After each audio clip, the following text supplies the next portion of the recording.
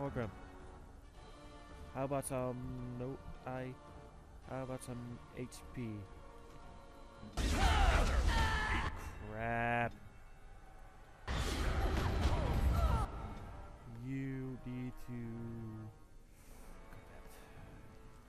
use more health potion. I mean Lyrium potion. You also. Well, I'll just do something. Oh, I'm caught.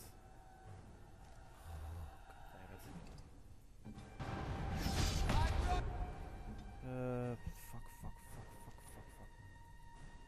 No, not Anders. You need to use this.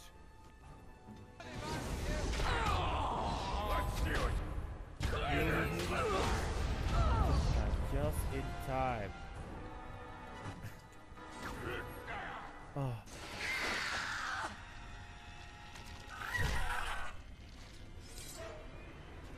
You shall die.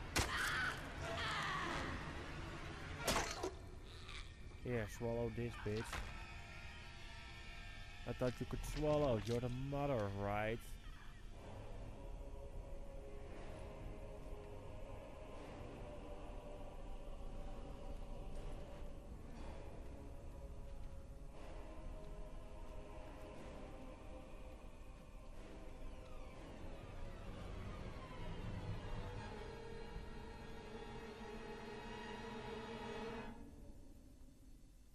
After the death of the mother, the remaining Darkspawn forces shattered and fled back into the deep road.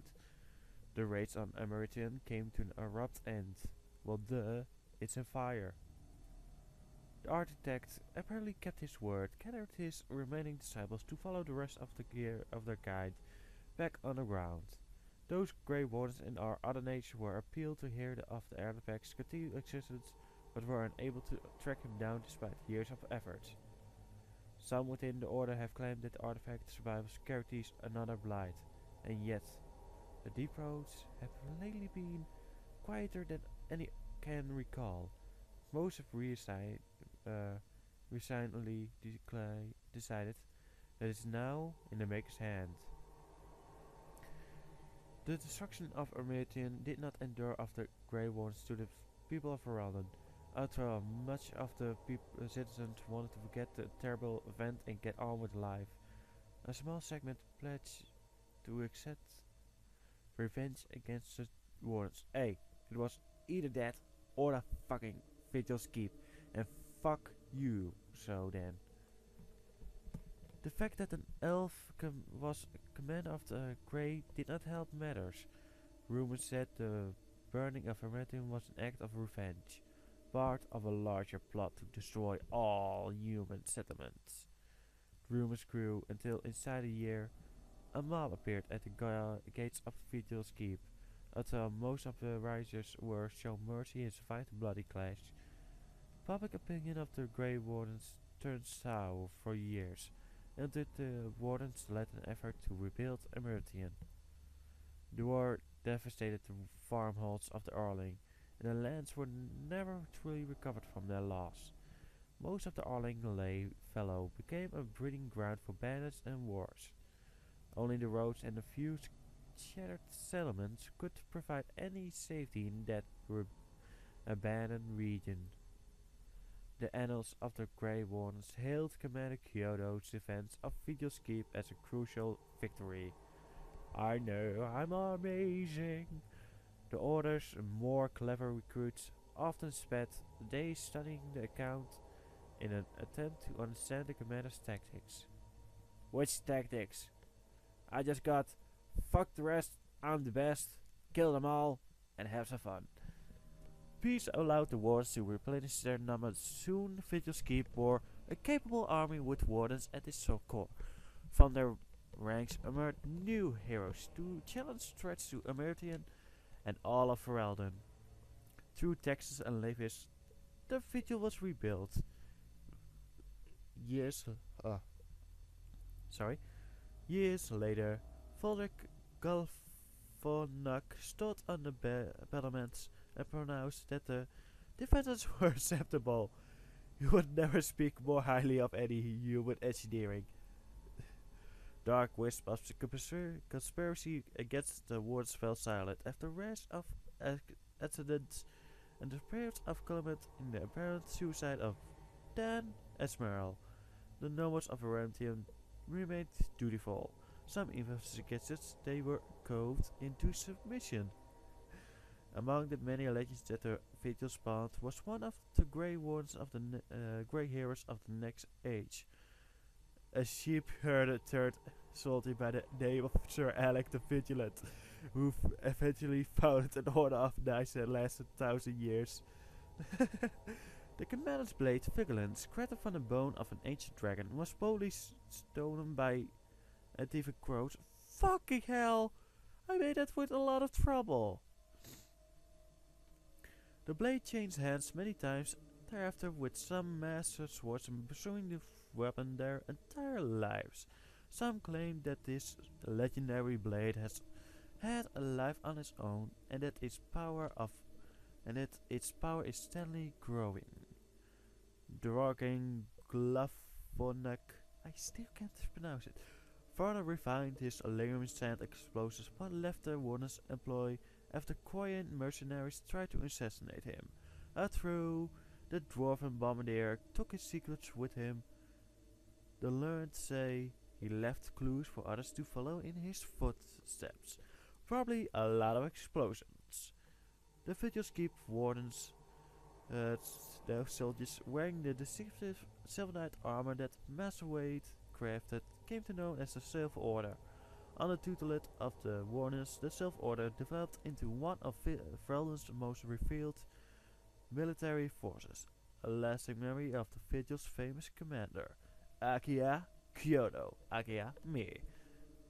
Fit Valena and the architect come from the region. The pilgrims path begin to see traffic again. The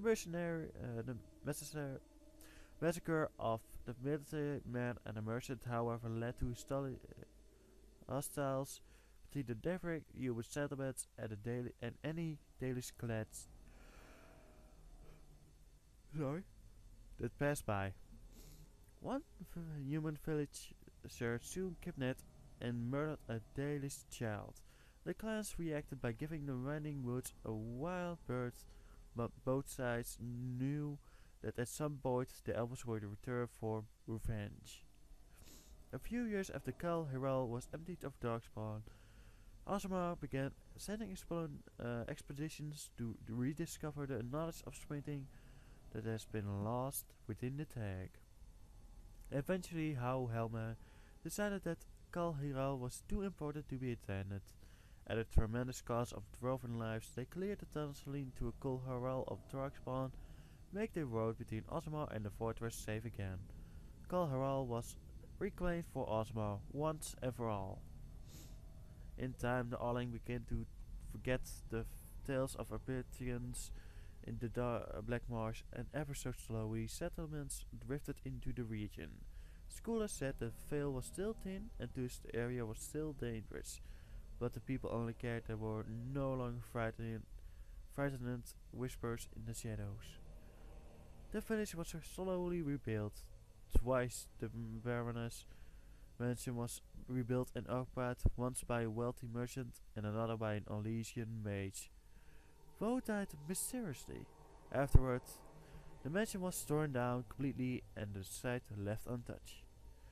Anus remained with the Grey Wardens a few years longer, training the Order's next generation of mages, but when the Circle Tower called on him to deliver a lecture on the nature of the artifact, much to the Templars' dismay, Anus told the commander of the Grey that his time with the Wardens was over. And yet, not 2 months later, Anus returned to the Order after the Wardens were his home and his lasting companions. Valena never saw her clan again, but neither did she forsake her Dalish culture, nor her sharp tongue, nor her quick temper. After several years in the Grey Wardens, Valena disappeared one day. Most immersed that she left for the deep roads to resume the search for her sister. But no one knows for sure. Why does everyone I think is cute, hot, beautiful. I has a little thing for. These are pair after Darkspawn.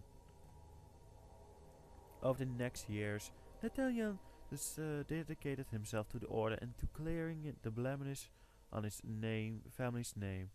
After saving Terran Forget Gosland from a bandit attack, a portion of Emeritian was returned to the house. Nathaniel passed the holdings to Delated son, and when a new castle was eventually built there, a statue of Nathaniel was erected in his courtyard. Once the Darkspawn threat was ended, Justice left the Grey Warrens to pursue his other injustice. Years later he appeared on the doorstep of Kritasov's widow and smiling, and simply dropped dead. Aurora finally had a body to mourn. If the spirit itself remains alive, it has not shown itself. With the mother gone, Sigmund seems to lose her purpose. She withdrew from her friends in the order, spoke to them less and less each day. Which one? One morning, Sigmund was simply absent. Her bed made, her trunk emptied. A young recruit who had been up in the night said she left for her calling, gone to finish what she started in Kal Hiral. Ogden continues to regale young wardens recruits with tales of his powers in both battles and bed. His drinking games prompt at least one recruit to declare that she'd rather re-attempt the joining than lift another mark. At the warden's commander's urges, Ogden took a more active role in his child's life. He visited Velsies often and wrote letters, which the warden commander gracefully proofread nearly every week. I don't think he can write correctly, same as I can't read correctly. As a savior of Ferelden, he did not remain as commander of the Grey for long. The Darkspawn were no longer a real concern. The plight well and truly over. It was time for him to move on. Some claimed the commander reunited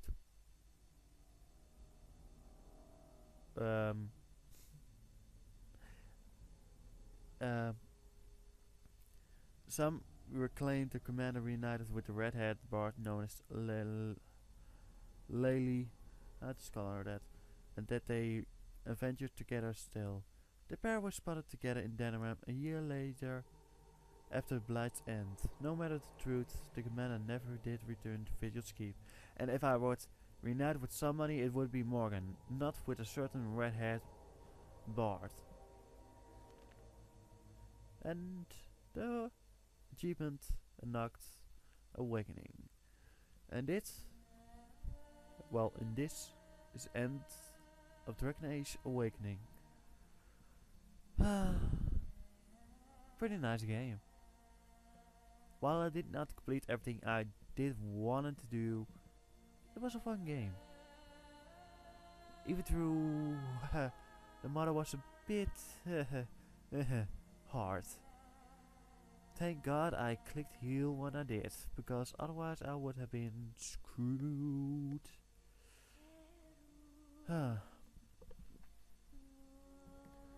It cost me a lot of money to make those Paragon Crest or runes, but it was worth it.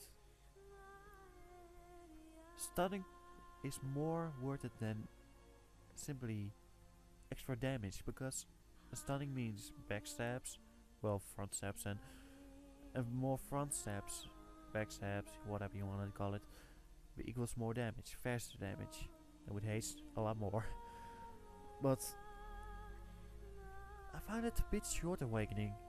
Okay, it is an expansion pack, well, sort of, and it only matters that. And yes, I have heard of Dragon Age 2 coming soon in 2011.